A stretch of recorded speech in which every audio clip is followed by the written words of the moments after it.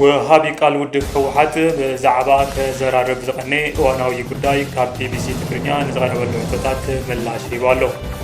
እቶም ካብ ቢቢሲ ትግርኛ ዝቐረቡ ቀንዲ ሕቶታት ምስ መንግስቲ ፌደራልን ምስ መንግስቲ ኤርትራን ዝግበሩ ዘለዉ ርክባት ከምኡ'ውን ጉዳይ ሕጋዊ ሰብነት ውድብ ኩነታት ተመዛበልትን ይርከብዎም።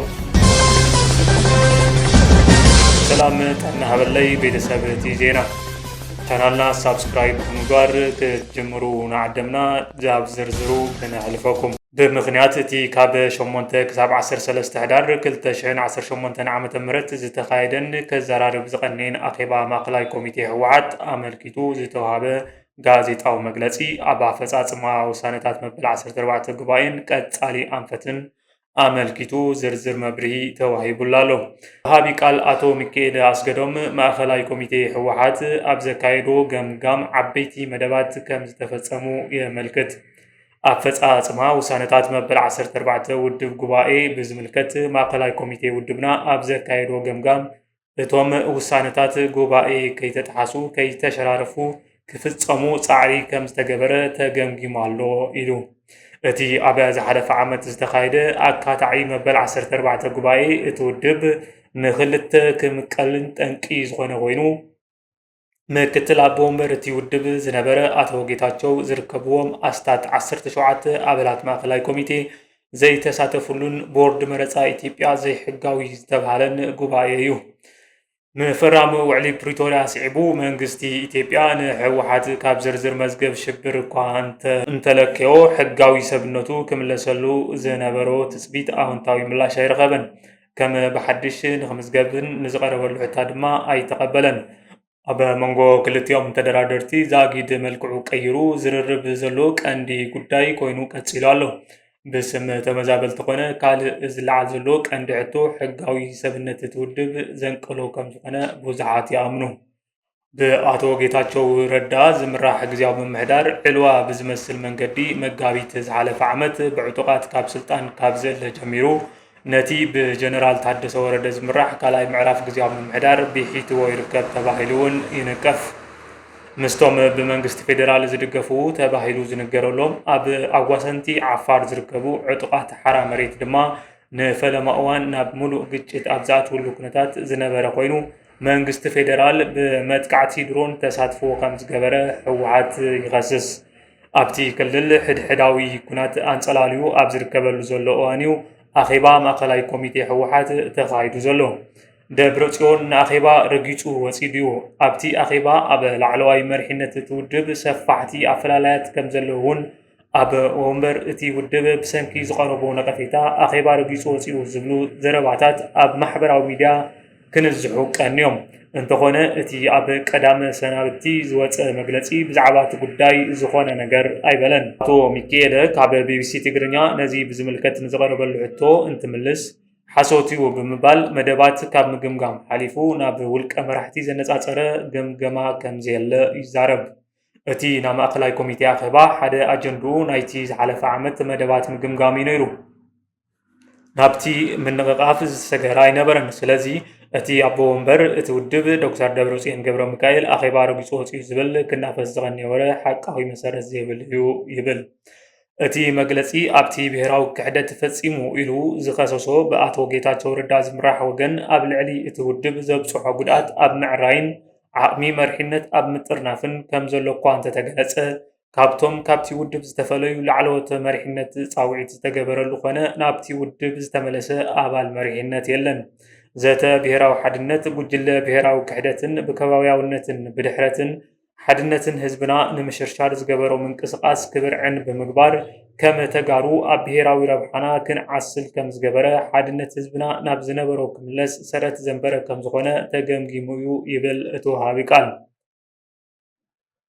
ጉዳይ ተመዛበልቲ ብዝምልከት እቶም ኣስታት 1 ሚልዮን ዝኾኑ ዝበዝሑ ካብ ዞባ ምዕራብ ትግራይ ብግፍዒ ዝተመዛበሉ ሰባት ኣብ ፈቐዶ ዳስን ኣደዳ ቁርን ፀሓይን ኮይኖም 50 ዓመቶም ኣሕሊፎም ኣለዉ። ብመሰረት ውዕሊ ፕሪቶርያ እቶም ዕጡቓት ደገ ካብ ዝኾነ ግዛት ትግራይ ወፂኦም ተመዛበልቲ ክብሮምን ጥቕሞምን ብዝሓለወ መንገዲ ናብ መረበቶም ክምለሱ ተፅቢት ይግበር ነይሩ። እንተኾነ ብኩሎም ወገናት እቶም ተደራደርቲ መጣልዒ ፖለቲካ ኮይኖም ተባሂሉ እዩ ዝነቀፍ። እቲ ጉዳይ ሕድሕዶም ዝካሰስሉ ኮይኑ መንግስቲ ፌደራል ከምቲ ኣብ ጸለምትን ደቡብ ትግራይ ንዝተገበረ ናብ መረበቶም ክምለሱ ዝነበረ መደብ ሕወሓት ኣተዓናቒፍዎ ክብል ይኸስስ።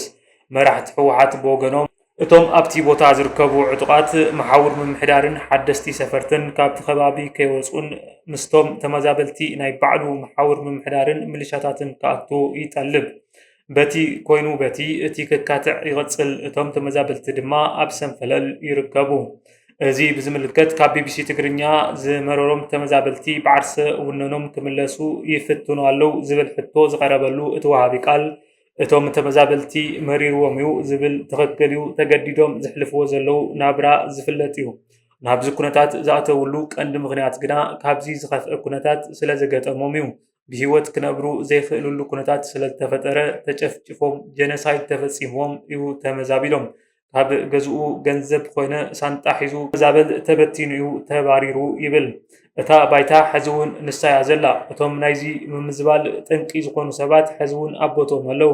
እዚ ኣብ ዘይተስተኻኸለሉ ኩነታት ይመለሱ ዝብል እዚ ፈሊጦም ክምለሱ ዝደልዩ እንተሃልዮም ናይ ውልቀ ውሳነ እዩ ዝኸውን። እቲ ኣብኣ ትጸንሕ ተረዲኡ እዩ ንክኸይድ ዝግባእ። ኣቶ ጌታቸው ረዳ ቅድሚ ሓደ ወርሒ ናብ ዋና ከተማ ዞባ ምዕራብ ትግራይ ሑመራ ብምንቅስቓስ እቶም ተመዛበልቲ ዝምለሱሉ ሃዋህው ንምፍጣር ህዝባዊ ዘተታት ከካይዱ ምንባሩ ይዝከር። ኣብዚ ሎሚ ቅነ ግና ኣብቲ ከባቢ ጎስጓስ ኩናት ተባሂሉ ዝንቀፍ ዘዘራርብን ዘሎ ተግባራት ተራእዩ ቀኒዩ እዩ። ብፍላይ ተሓጋጋዚ ቀዳማይ ሚኒስትር ኣብይ ኣሕመድ ከም ዝኾነ ዝንገረሉ ዶክተር ዳኛቸው ኣሰፋ ኣብቲ ከባቢ ወታደራዊ ክዳን ለቢሱ ምስቲ ተከዘዘብ ብዝብል ዝግለጽ ዘሎ ኣብቲ ከባቢ ዝተወደበ ዕጡቕ ኣምሓራ ከተባብዕ ምርኣዩ ንበዓል ጌታቸው ረዳ ከይተረፈ ተስፋ ዘቑረፀ ይመስል። እቲ ብኡ ዝምራሕ ውድብ ስምረት ነዚ ተግባር ብምቋም ኣብ ግዝኣታዊ ሓድነት ትግራይ ኣይንደራደርን ብዝብል ቴማ መንግስቲ ፌደራል ኣብ ዞባ ምዕራብ ትግራይ ዝግበር ዘሎ ዘይሓላፍነታዊ ምንቅስቓስ ክእርም ዝገበርናዮ ፃውዒት ዛጊድ ሰማዒታ ይረኸበን ዝብል መግለፂ እውን ኣውፅኡ ኣሎ። እቲ ካብ ቦርድ መረፃን ካብ መንግስቲ ፌደራልን ሕጋዊ ሰብነት ኣፍልጦ ሲኢኑ ዝርከብ ሕወሓት ምስ መንግስቲ ኤርትራ ጽምዶ ብዝብል ኣጀንዳ ስጡም ርክባት ጀሚሩ ከም ዘሎ ጸብጻባት ይሕብሩ። ምስቲ ኣብ ኩናት ትግራይ ግህሰት ሰብኣዊ መሰላት ፈጺሙ ተባሂሉ ዝኽሰስ መንግስቲ ስለምንታይ ርክባት የካይድ ኣሎ ተባሂሉ ዝንቀፍ ዘሎ ኮይኑ እዚ ብዝምልከት ካብ ቢቢሲ ትግርኛ ሕቶ ዝቐረበሉ ኣቶ ሚካኤለ ግን ነቲ ክሲ ነጺጉ። ብዛዕባ እዚ ብዙሕ ሓሜት ተነፊዩ እንተኾነ ብደረጃ ውድብ ኮነ ብደረጃ መንግስቲ ምስ መንግስቲ ኤርትራ ዝተጀመረ ርክብ የለን። ህዝቢ ንህዝቢ ርክባት ግና ተጣናኺሩ ክቕጽልን ሕወሓት እውን ዝድግፎ እዩ። እዚ ድማ ምስ ከም ዓፋር፣ ኣምሓራን ካልኦት ጎረባብቲ ህዝብታትን ክቕጽል ዘለዎ እዩ ኢሉ።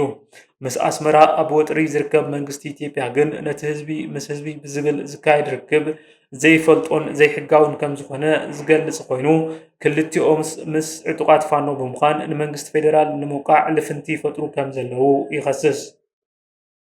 ምስ ሻዕብያ ዓሪኽካ ንብልጽግና ንምውቃዕ ዝተገበረ ምንቅስቓስ የለን። ካበይ መጺኡ እዚ ነገር? ንሕና ንብል ዘለና ውዕሊ ፕሪቶርያ ሓቢርና ነተግብራ እሳ እያ ንኽልቴና ትጠቕመና። እታ ብሕታዊት ተራኽበና ገመድ ውዕሊ ፕሪቶርያ ከይትብተኽ ንሰርሕ ኢና ንብል ዘለና። እታ ጭላንጭል ብርሃን ክሳዕ ዘላ ንሳ ንፈጽም ኢና ንብል ዘለና። ብመሰረት ቦርድ መረፃ ኢትዮጵያ ዛጊድ ሕጋዊ ሰብነት የብልኩምን ክሳብ መዓዝዩ ብኸምዚ ክቕጽል መጻኢ ዕጫ እቲ ውድብ እንታይ እዩ ንዝብል ሕቶ ቢቢሲ ትግርኛ ድማ ከምዚ ዝብል ምላሽ ይቡ። ብዘይ ሕጋዊ መንገዲ ሕወሓት ኣገዲድካ ብዘይ ሕጋዊ መንገዲ ኣብ ትግራይ መረፃ ንምክያድ ድሌት ኣሎ። ስምረት ገለ ኢሎም ዘተጣየሹ ዘለው ነዚ እዩ። ግን ከምኡ ክኸውን ኣይኽእልን። ውድብ ሕወሓት ዝተሰረዘሉ ንባዕሉ ሕጋዊ መሰረት የብሉን። ማሕበረሰብ ዓለም ዝፈልጥ ንውድብ ሕወሓት ከም ዝኾነን ብድሌትካ ቀይዲ በታህ ዝኾነ ኣካይዳ ከም ዘይሳካዕን ገሊጹ።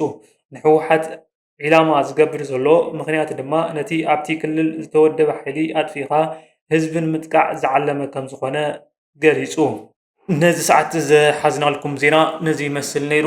ቻናልና ሳብስክራይብ ባር ሰላም